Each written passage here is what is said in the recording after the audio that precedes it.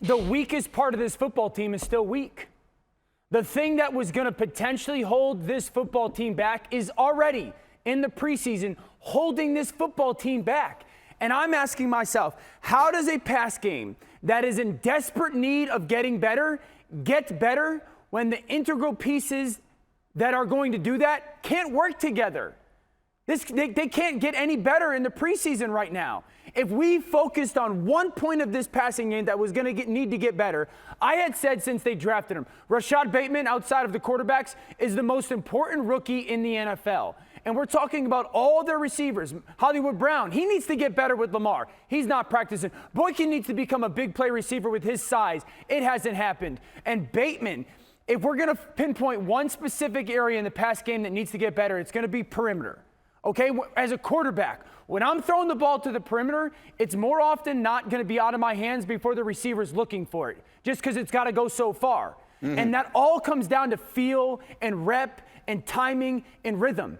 How can those guys get better if they're not able to do it? This was a weakness heading into this season that they were hopefully going to attack, and it's still a weakness. This is a huge, huge concern for a Super Bowl contender. So Louis, going back to our previous scale, like we could be concerned, we could be perturbed, we could be terrified. Where do we stand as far as concern that this will keep this offense from accomplishing what they need to this year? Well, if they're not available, then I'm terrified that it's going to keep the offense from accomplishing what they want to accomplish. The fact is, though, they still have some time in order to get these guys ready. Now, obviously, when John says that Rashad's going to be out maybe a month, or it'll be a number of weeks. I mean, obviously that's a huge setback. They have 13 wide receivers in training camp. They only had 8 of them on the football field.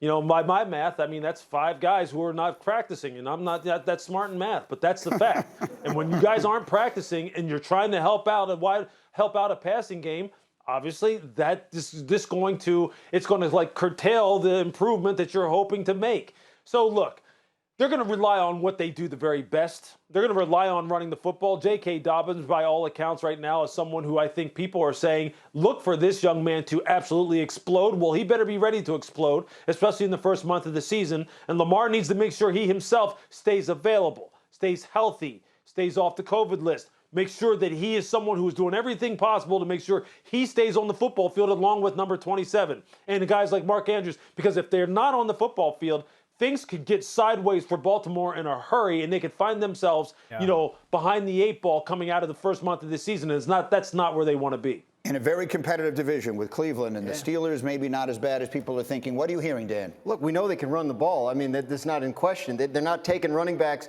and guards in the first round every year. They're taking wide receivers because they haven't been able to get it right? I mean, you go back to Rashad Perriman. Marquise Brown's a good player, but hasn't been like a first-round caliber guy. Hayden Hurst, a tight end they haven't been able to find in the draft these weapons in the passing game that would make them a difference maker in that realm. And obviously, Lamar Jackson, a specific kind of quarterback. We know he can throw, but he needs pieces around him to be operating at a high level in the passing game. So the fact that this guy's not ready is not a good sign. No, I think that our level has reached concern in Baltimore. Thank you for watching ESPN on YouTube. For live streaming sports and premium content, subscribe to ESPN+.